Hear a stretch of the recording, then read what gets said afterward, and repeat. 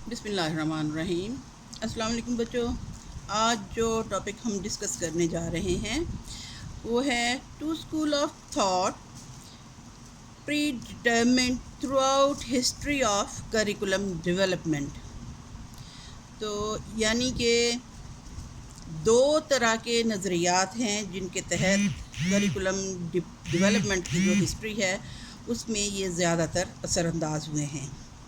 تو سب سے نمبر 1 پہ جو ہے وہ ہے دا ایسنشیلسٹ اسکول، جبکہ دوسرا اسکول جو ہے وہ کہلاتا ہے دا پروگریسو اسکول۔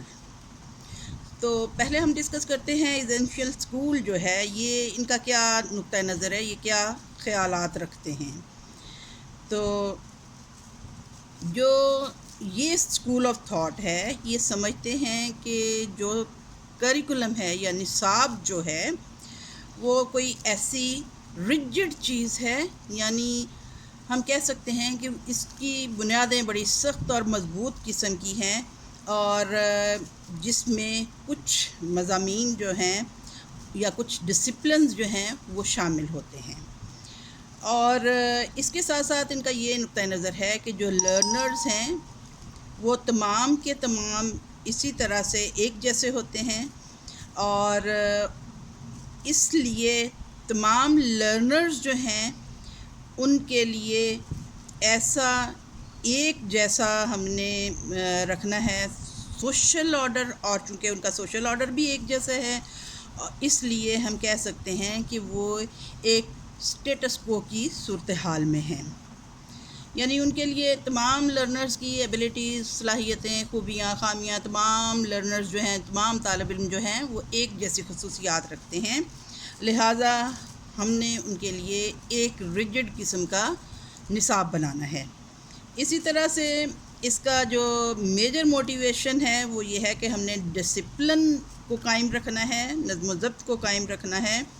اور یہ نہیں سمجھتے کہ جو ہمارا فریڈم کا ہم رائٹ دیتے ہیں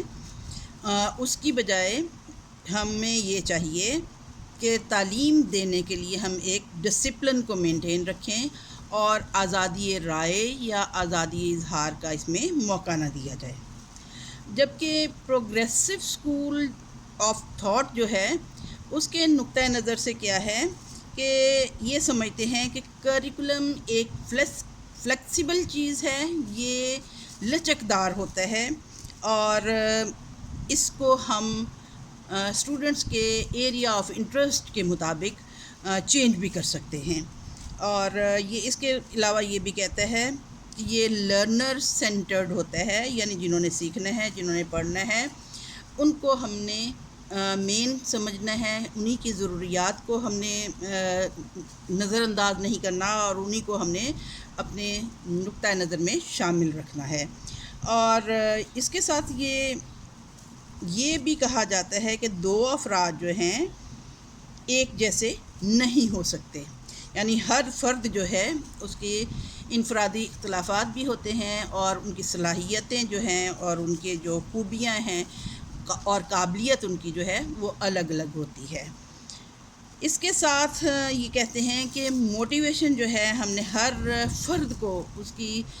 اپنی ترقی کے لیے، انڈیویجول اچیومنٹ کے لیے، اپنی کامیابی کے لیے دینی ہے، یہ بیلیف رکھتے ہوئے کہ تمام افراد جو ہیں وہ نیچرلی گڈ ہوتے ہیں، اچھے ہوتے ہیں۔ اور یہی نقطہ نظر اسلام میں بھی پیش کیا گیا ہے کہ اللہ تعالیٰ فرماتے ہیں کہ میں نے تمام انسانوں کو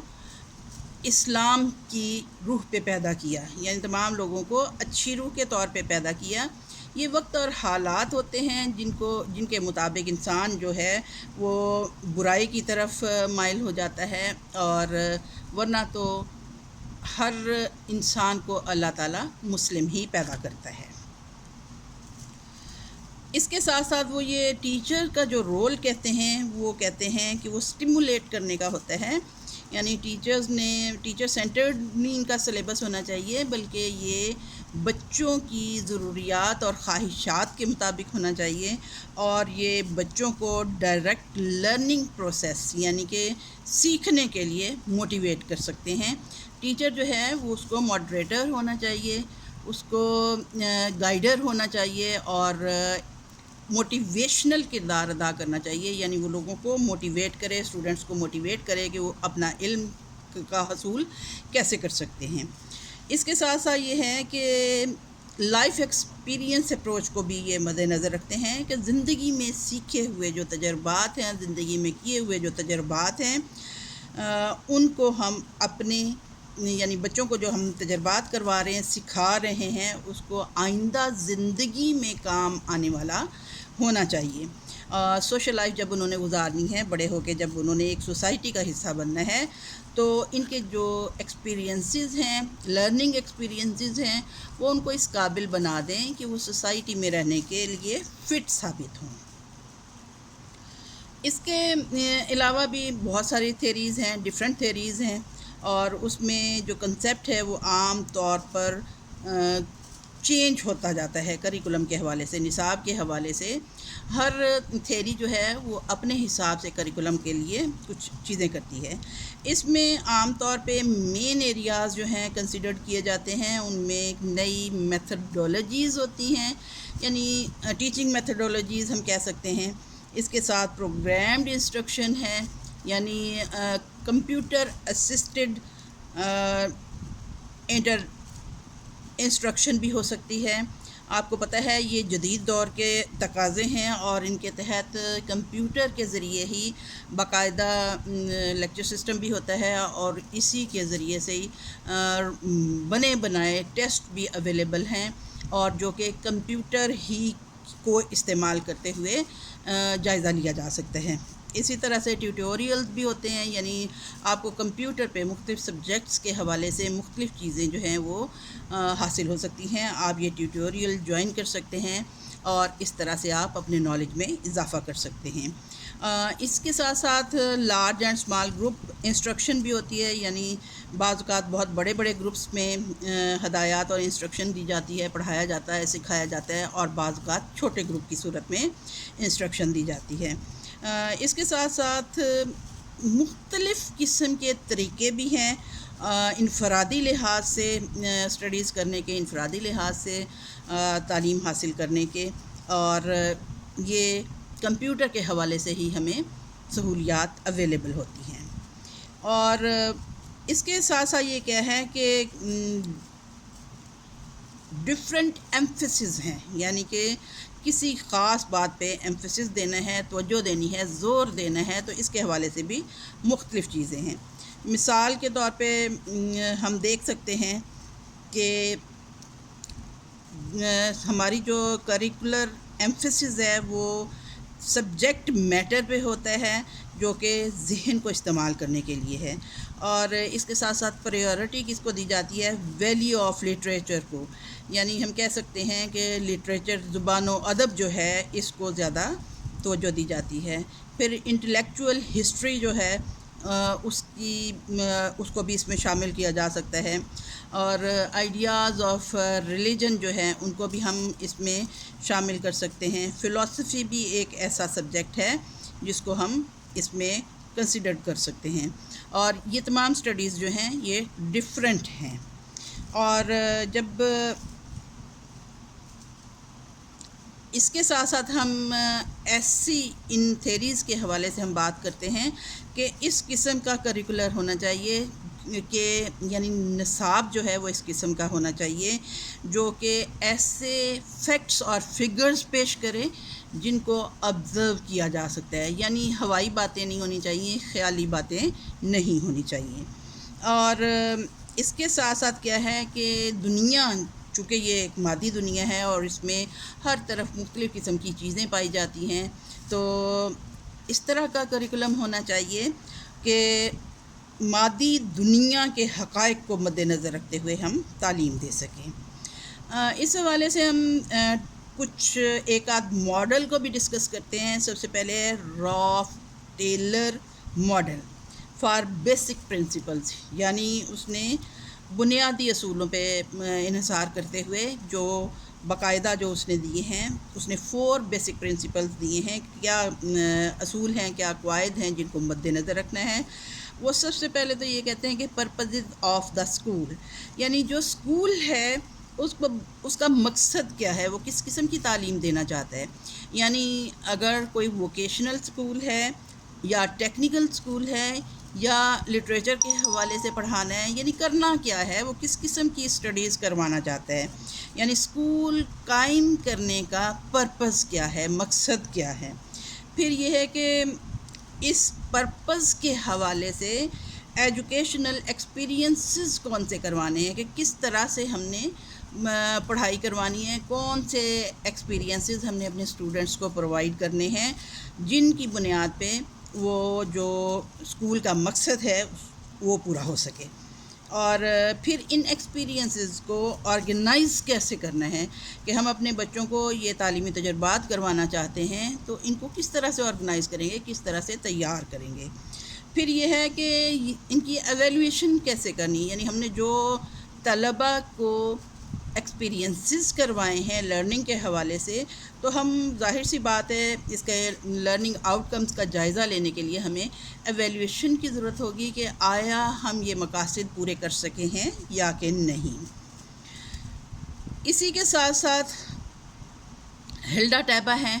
اس کو ہم کہتے ہیں کہ گراس روٹس اپروچ. جو انہوں نے ماڈل پیش کیا ہے، یہ ماڈل گراس روٹ اپروچ کہلاتی ہے. تو اس حوالے سے جب بات ہوتی ہے تو ہلڈا ٹیبا نے جو بیسک باتیں کی ہیں اس کے حوالے سے یہ ہے کہ ڈائگنوزز آف لرنر نیڈز، کہ سیکھنے والا جو ہے، پڑھنے والا جو ہے، اس کے لیے کس قسم کی ہم ضرورتیں ہیں جو ہم مد نظر رکھیں گے، اپنے ذہن میں رکھیں گے کہ ہم نے کریکولم جو ڈیوائز کرنا ہے وہ کن ضروریات کو مد نظر رکھتے ہوئے تیار کیا جائے گا. اور ایکسپیرینس ہم نے ایک لارج سوسائٹی کے حوالے سے ہم نے کس قسم کے ایکسپیرینسز کروانے ہیں جس کے مطابق لرنر جو ہے وہ اپنی سیکھی ہوئی چیزیں، اپنی ضرورت کی چیزوں کو باقاعدہ ایکسپیرینس کے ذریعے سیکھ سکے. پھر یہ ہے کہ فارمولیشن آف لرننگ آبجیکٹیوز، کہ ہم کس طرح سے لرننگ آبجیکٹیوز تیار کر سکتے ہیں، یعنی ہمارے مقاصد تعلیم کیا ہیں، لرنر کو پڑھانے کے لیے، سیکھنے کے لیے ہم نے کیا آبجیکٹیوز رکھے ہوئے ہیں. پھر selection of the learning content, ہم نے کس طرح سے لرننگ کنٹینٹ رکھنا ہے، ہم نے مواد کی ترتیب اور تنظیم کیسے کرنی ہے.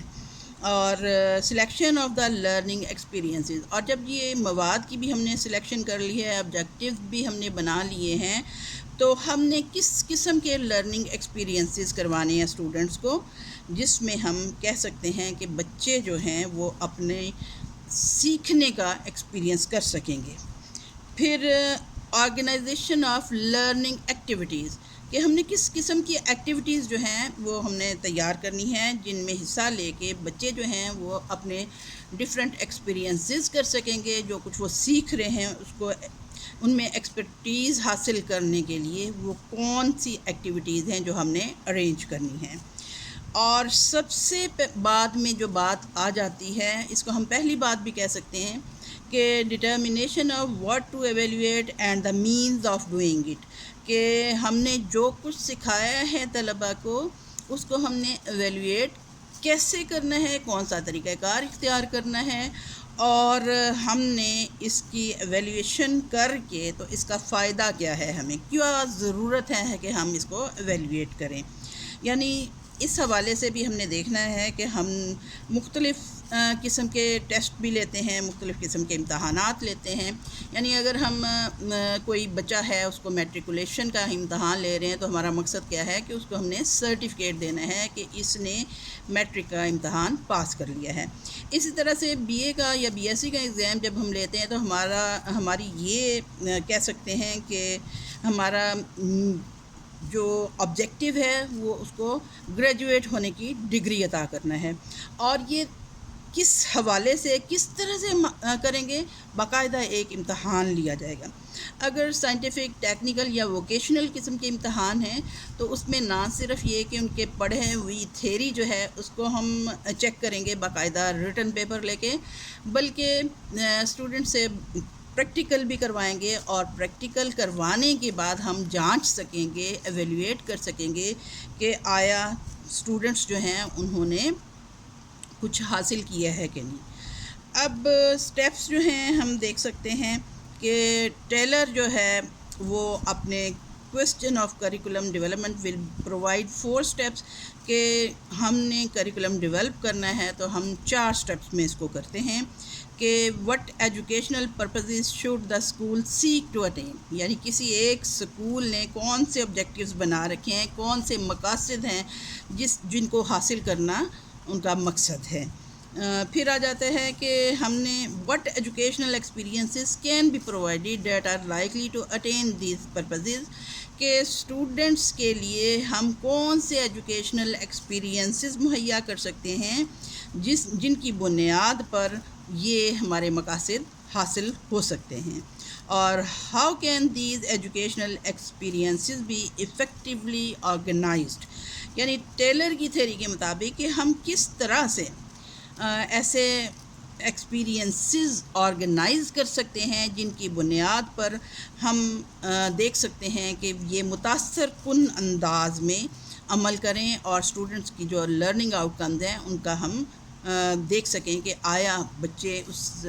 زبانی کلامی سیکھے ہوئے کو اپلائی کرنے کے قابل بھی ہیں یا نہیں،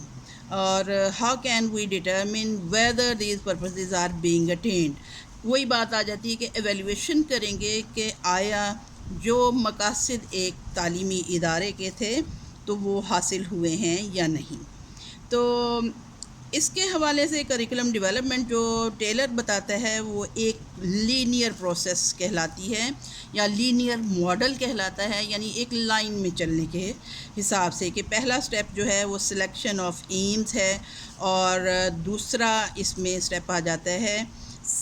selection of content and learning experiences, اور تیسرا اس میں سٹیپ آ جاتا ہے organisation of content and learning, ہم کہہ سکتے ہیں کہ ہم نے آرگنائز کیسے کرنے لرننگ ایکسپیرینسز، اور چوتھی بات آ جاتی ہے evaluation of learning out comes. تو اس حوالے سے جب بات ہم کرتے ہیں تو عام طور پہ یہ بہت سارے اسکالر جو ہیں وہ یہ کہتے ہیں کہ یہ ایک لینئر پروسیس نہیں ہے، بلکہ اس کو ہم ایک سائیکلک پروسیس کہہ سکتے ہیں، یعنی کسی بھی موقع پر جہاں ہمیں ضرورت محسوس ہو ہم واپس بھی پلٹ سکتے ہیں۔ تو یہ ایک سائیکل کی صورت میں دیتے ہیں، جن میں سے ایک جو ہیں وہ ویلر کہلاتے ہیں 1978 میں، ان کا یہ نقطہ نظر تھا کہ ہم کریکولم ڈیسیژن جب لیتے ہیں تو اس ساری پروسیس میں کسی بھی مرحلے پر ہم واپس پلٹ کر ہم اپنے چیزوں کو دوبارہ سے ہم اس پہ سوچ سکتے ہیں اور ہم سمجھ سکتے ہیں کہ ہم نے کس طرح سے اس میں کوئی بہتری لانی ہے۔ تو یہ ایک سرکل کی صورت میں پیش کرتے ہیں، یعنی سب سے پہلے جو آبجیکٹیوز ہیں ان کو کرنا ہے سلیکٹ، اور اس کے بعد کنٹینٹ سلیکشن بھی ہے، اور پھر ایکسپیرینسز بھی ہیں، اور اس کے ساتھ ساتھ وہ کہتے ہیں کہ آرگنائزیشن آف کنٹینٹ جب کر لی گئی ہے تو اس کے حوالے سے ہم نے جو لرننگ آؤٹ کمز بنائے ہیں ان کا دیکھنا ہے، اور سب سے اینڈ پہ وہ ایویلیویشن کے حوالے سے کہتے ہیں۔ تو اس حوالے سے 1968 جو ہیں انہوں نے یہ کہا ہے کہ کریکولم پروسیس جو ہے اس کو ہم ایک کمپلیکس سیٹ سمجھتے ہیں، یہ کوئی ڈیسیژنز ہیں اور ایکٹیویٹیز ہیں، اور اس کے ساتھ ساتھ جس میں یہ آپس میں انٹریکٹ ان کا بہت زیادہ ہوتا ہے، اور چینجز میڈ ان کنٹینٹ جو کیے جاتے ہیں، یعنی کسی بھی مواد کو تبدیل کیا جاتا ہے تو اس کے ساتھ ساتھ یقینی بات ہے کہ سیٹ آف ایکسپیرینسز کو بھی چینج کرنا پڑتا ہے،